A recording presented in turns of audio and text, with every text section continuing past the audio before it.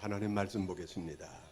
요한복음 4장 1절에서 18절까지 한 절씩 같이 교독을 하도록 하겠습니다. 요한복음 4장 1절에서 18절까지 한 절씩 교독합니다. 예수께서 제자를 삼고 세례를 베푸시는 것이 요한보다 많다 하는 말을 바리새인들이 들은 줄을 주께서 아신지라.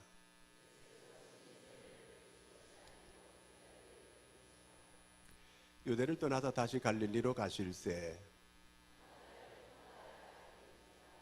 사마리아에 있는 수가라 하는 동네에 이르시니 야곱이 그 아들 요셉에게 준 땅이 가깝고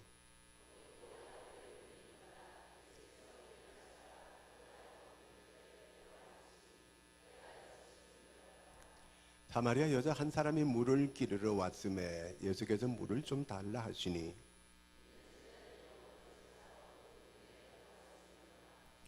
사마리아 여자가 이르되 당신은 유대인으로서 어찌하여 사마리아 여자인 나에게 물을 달라 하나이까 하니 이는 유대인이 사마리아인과 상종하지 아니함이로라.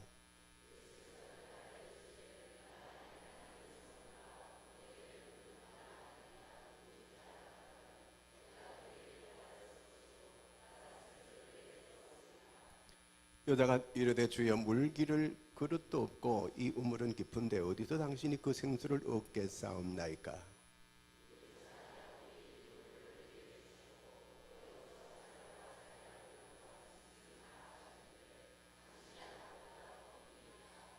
예수께서 대답하여 이르시되 이 물을 마시는 자마다 다시 목마르려니와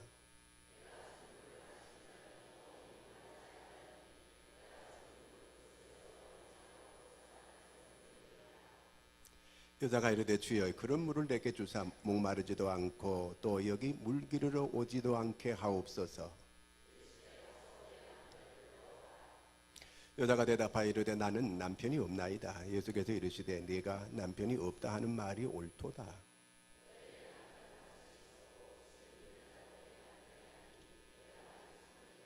아멘. 할렐루야. 옆 사람 한번 인사하면 사랑하고 축복합니다. 자, 여러분 오늘 주보를 다 받으셨죠? 그 주보 안에 그 전도 대상자를 쓰라고 이렇게 그 쪽지를 다 돌렸어요. 그러니까 다 지금 써 놓으셨다가 이따가 헌금 거두는 시간에 다 내주시기 바랍니다. 홍콩에 가면은 도풍사라고 하는 절이 있습니다. 근데 거기에 스웨덴의 그 선교사 칼 라이헬트라고 하는 그 선교사가 그 도풍사에 계속 이렇게 출입을 하게 됐습니다. 이제 그 도풍사에 가서 아주 공손하게 사람들과 인사하고 그 사람들과 가까이 이렇게 지내게 됐어요. 나중에 자기가 어떤 직분을 가지고 있는 사람인가 하는 걸 밝혔습니다. 나는 선교하러 온 선교사입니다. 내가 여기서 이렇게 선교 전도를 해도 되겠습니까? 이렇게 물었어요. 그러니까 절간에서 극구 반대하는 거예요. 여기서 전도를 하면 안 됩니다. 그랬어요. 근데 이 선교사가 물러나지 않았어요. 계속 그들과 같이 거기 가서 있으면서 아예 머리 깎고 들어가서 같이 불경을 같이 배우기 시작했습니다. 이제 사람들이 저 선교사가 개종했다 이렇게 생각을 했어요. 그 안에 들어가서 본국에서도 이 칼 선교사가 이렇게 개종을 한 줄 알고 본국에서 소환했어요. 오라고. 근데 이 선교사가 거절해요. 3번이나 계속 오라고 하는 걸 거절합니다. 20년 동안 같이 있었어요. 10년이 지났는데 한 명도 전도를 못했어요. 20년이 되어갈 때 한 서너 사람이 이렇게 예수 믿기 시작했어요. 그런데 점점 더 복음이 전파돼가지고 200여 명이 전부 다 예수 믿기 시작했어요. 그래서 그 절간이 완전히 교회가 바뀌어지게 됐습니다. 그래서 홍콩에 복음 전하는데 가장 전진 기지가 됐고 그리고 세계에 많은 선교사를 파송하는 이런 절간이 됐습니다. 절간이 변하여 완전히 교회가 되는 이런 역사가 일어났습니다. 자, 이 선교사가 그 절에 있는 사람들도 복음을 들어야 되지 않겠는가? 모두가 다 만류를 하는데도 불구하고 저 사람들도 복음을 들어야 된다. 그렇게 생각을 하고 거기 들어가서 모두가 다 만류하는데도 불구하고 복음을 전하기 시작해서 거기 오는 모든 사람들이 예수 믿고 구원받는 이런 역사가 일어났습니다. 오늘 예수님께서 사마리아에 가가지고 한 여인을 만나서 전도하게 되는 이 장면이 오늘 우리가 읽은 장면이에요. 예수님께서 개인적으로 이렇게 만나가지고 복음을 전하는 게 여기 성경에 여기밖에 없습니다. 자, 유대 사람들은 사마리아를 가지 않아요. 그 사마리아는 아수르 나라가 내려와서 혼혈 정책을 써서 거기에 있는 사람들은 혼혈이 됐다고 해서 유대인들이 가기를 꺼려하고 가지 않는 동네가 바로 사마리아예요. 유대인들은 썩는 걸 싫어해요. 유대인들은 우리처럼 비빔밥을 가장 싫어합니다. 썩지 않아요. 옷도 유대인들은 거의 단색을 입습니다. 우리는 화려하게 옷 입지만 그들은 그렇게 입지 않아요. 아주 단색. 썩는 걸 싫어해요. 순수한 이 유대인 그 전통을 이어가려고 하는 사람들이거든요. 그런데 이 사마리아 그쪽은 지금 이 섞인 곳이에요. 그래서 유대인들은 갈릴리를 가더라도 돌아가면 멀리 돌아서 이제 갈릴리로 이렇게 가는 사람들입니다. 그런데 예수님께서 오늘 사마리아로 들어가셨어요. 모두 유대인들이 꺼려하는 그곳에 예수님은 직접 찾아가셔서 거기에 한 여인을 만나게 됩니다. 그 한 여인이 물길로 대낮에 물길로 나온 거예요. 유대인들은 낮에 안 다녀요. 물길로 오지 않아요. 보통 중동 지방에 사는 사람들은 다 낮에 물길로 가지 않아요. 저녁과 아침에 물길로 가요. 왜냐하면 낮에는 너무 뜨거워요. 그래서 낮에는 사람들이 안 움직이고 그 낮에는 다 오침하는 거예요. 잠을 자는 거예요. 그런데 이 여인은 대낮에 사람들이 없을 때 몰래 무슨 도둑질 하러 가는 것처럼 물길로 살금살금 이렇게 나와서 물을 길러 가는 이런 여인이에요. 왜 그러냐면 우리가 아까 말씀 읽었잖아요. 18절 다시 한번 읽어볼까요? 내게 남편 5이 있었고 지금 있는 자도 내 남편이 아니니 내 말이 참되도다. 여자가 이렇게 살아가니까 이 얼굴 들고 어떻게 이렇게 다닐 수 있는 그런 지경이 못 되는 거예요. 누구 한 사람한테 이렇게 터놓고 얘기하고 할 수 있는 그런 사람도 없어요. 이 여인은 정신적으로 아주 고통을 겪고 있어요. 자, 그런데 예수님께서 바로 이 여자를 만나서 그 여자에게 복음을 주게 됩니다. 자, 여러분, 여기 있는 사람들도 정신적인 고통을 겪는 사람들이 혹 있을 수도 있어요. 오늘 우리 주변에 정신적인 고통을 겪는 사람들이 얼마나 많은지 몰라요. 미국에 그 우울증 약이 프로작인데 프로작 약이 가장 많이 팔린다고 합니다. 500만 명 이상이 그 약을 매일매일 먹고 살고 있다고 합니다. 미국만 그럴까요? 우리나라에도 지금 우울증, 조현증, 그다음에 공황장애, 또 이 여러 가지 신경증으로 많은 사람들이 고통을 겪고 있어요. 정신적인 고통이 얼마나 많은지 몰라요. 또 더군다나 밤에 불면증, 잠을 못 자는 이런 사람들도 많이 있습니다. 그 다음에 또 고독. 여러분, 이 가을에 낙엽이 떨어지고 하면 고독하잖아요. 여러분 안 고독하세요? 이 여인은 정말 고독한 여인이었습니다. 누구 만날 대상이 없는 거예요. 터놓고 얘기할 수 있는 그런 대상도 없습니다. 자, 이렇게 현대인들은 다 고통 속에 살아가고 있습니다. 프랑스에 피숑이라고 하는 유명한 모델이 있었습니다. 이 모델이 자기가 고독이 너무 두려워서 자기는 차라리 자살해 죽는 게 좋다고 이렇게 했습니다. 미국의 미식 축구, 대학 축구에 코치가 있었어요. 성적이 좋을 때는 친구도 많았어요. 그런데 성적이 나빠지니까 모든 사람들이 비난하고 다 떠나게 됐습니다. 자기 아내조차 자기를 위로해주는 이런 위로자가 못 되었어요. 그래서 개 한 마리 사다 놓고 개와 가까이 지내는 거예요. 개는 자기가 막 이렇게 그 어려울 때 꼬리를 흔들고 자기를 반겨주는 거예요. 그래도 어느 날 집에서 이렇게 같이 아내도 있고 하는데 아내가 자기를 멀거니 이렇게 바라보고 있을 때에 개를 바라보고 이렇게 얘기를 해요. 예,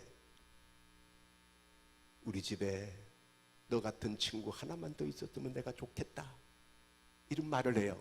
그랬더니 아내가 강아지 한 마리 더 사오더라는 거예요.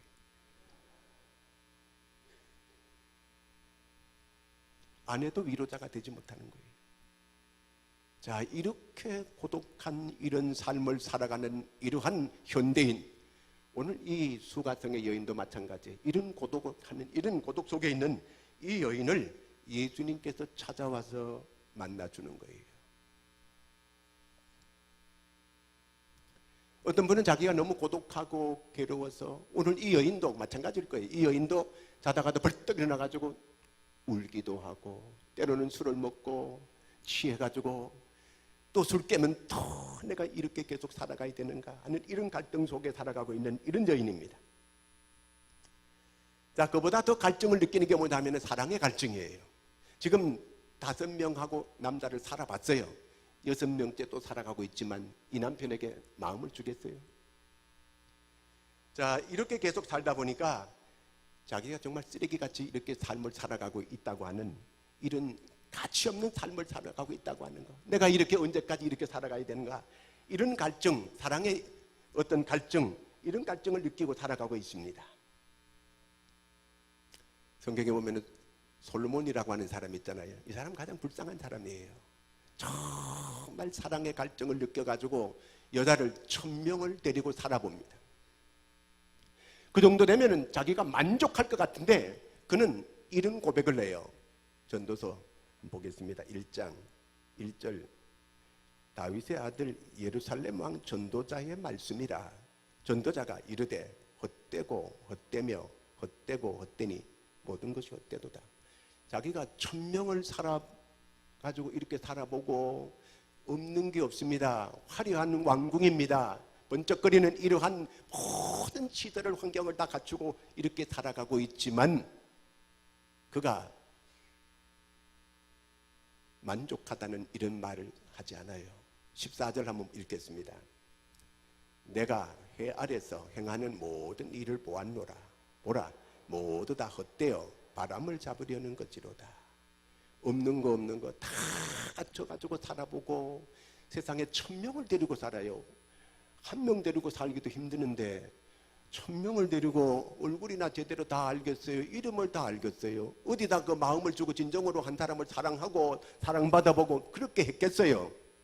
그러니까 이렇게 헛되고 헛된 짓을 왜 해? 자, 오늘 이 사마리아 여인도 마찬가지예요. 정말 정신적인 고통을 겪고 있고 너무 고독하고 사랑의 갈증을 느끼는 목마른 이 여인을 예수님이 찾아오셨어요. 예수님이 찾아오셔서 이 여인을 만나주는 거예요. 여러분, 오늘 우리가 전도해야 될 대상자가 어떤 사람인가 하는 걸 주님께서 우리한테 가르쳐주고 있는 거예요. 누구한테 털어놓고 자기 정신적인 고통을 말 못하는 사람, 사회적으로 소외되고 이 많은 대중 가운데서 고독을 느끼고 있는 이런 사람, 정말 마음속에 심한 갈증을 느끼고 살아가고 있는 그런 사람, 그 사람이 바로 나가 우리를 기다리는 바로 그 사람이라는 거, 그 사람을 찾을 수 있는 여러분들이 되기를 바랍니다.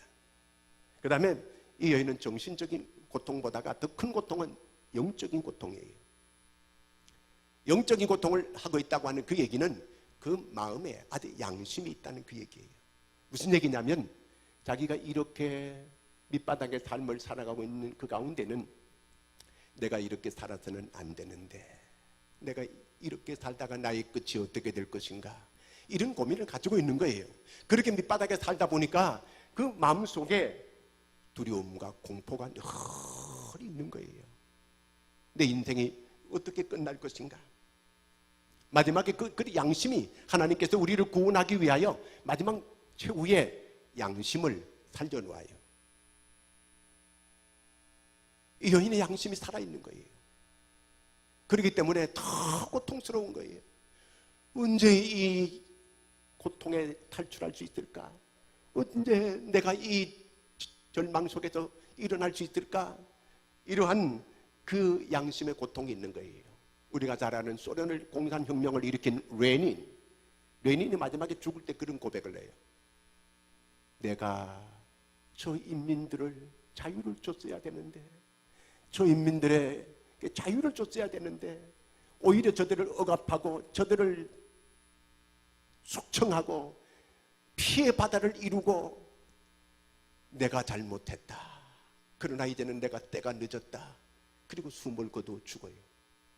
마지막 이런 짐승 같은 인간이 그 속에 마지막에 양심이 있어서 그 가책을 느끼고 그 끝에는 후회하고 이렇게 죽는 모습을 보게 됩니다.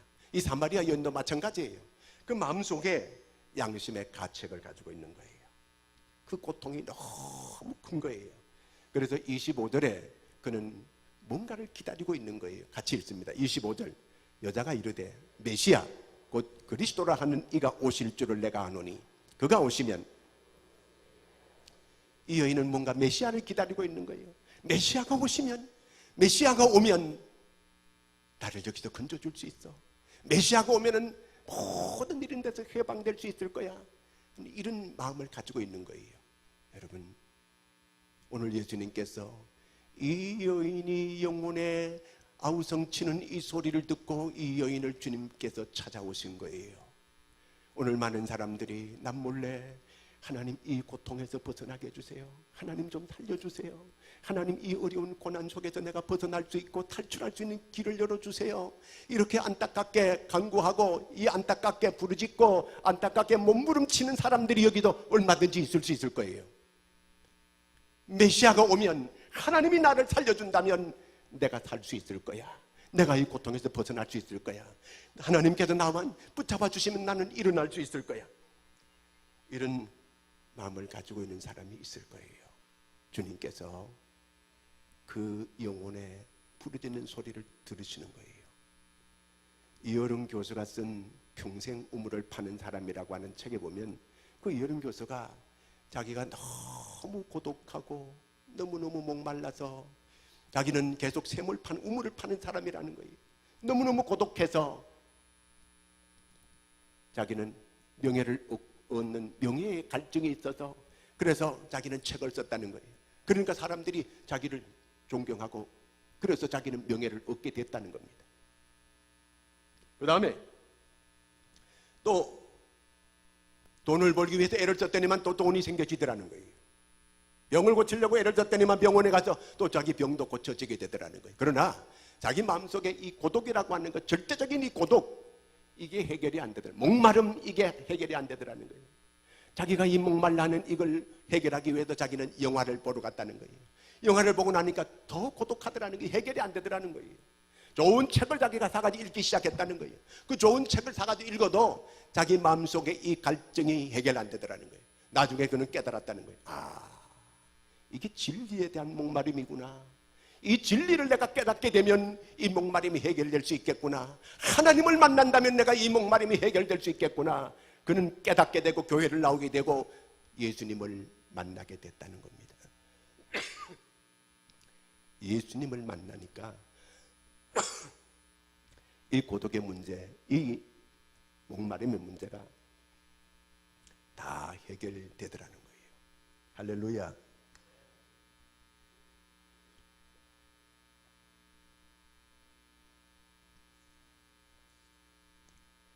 여러분, 여기서도 혹시 이렇게 목마름의 절망 속에 있는 분들이 여기 얼마든지 있을 수 있을 거예요.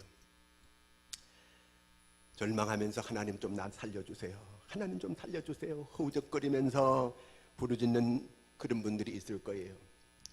성경은 너는 내게 부르짖으라. 내가 내게 응답하겠고 응답해 주겠다는 거예요. 나를 찾고 찾으면 주님은 만나 주시겠다는 겁니다. 정말 여러분, 영적인 이 고통 속에 있는 여러분, 정말 주님을 간절히 찾고 찾아 주님을 만날 수 있는 여러분들이 되기를 바랍니다. 만나면, 주님을 만나면 목마름이 해결되는 거예요. 우리의 이 해답이 예수님께 있음을 믿으시기를 바랍니다. 오늘 이 여인을 주님께서 만나 주신 거예요. 그 멀리 땅 끝에 서너 시간 걸어가지고 예수님께서 이 여인을 만나 주려고 수가성 우물가에 예수님이 찾아오신 거예요. 14절 말씀 한번 같이 보겠습니다. 내가 주는 물을 마시는 자는 영원히 목마르지 아니하리라.